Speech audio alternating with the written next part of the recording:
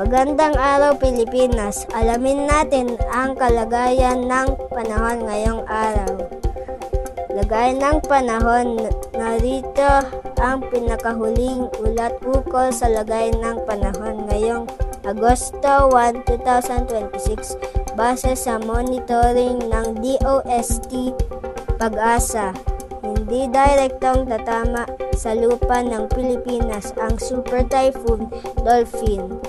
Ngunit inasahang ninilahin nito ang isang low pressure area at pinalalakas nito ang habagat na magdadala ng malakas na ulan sa bansa.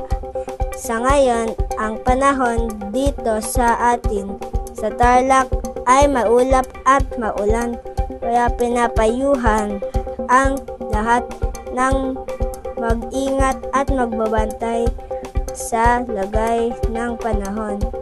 Mula sa TCFLC News, ako po si Elijah V. De La Rosa, nag-uulat.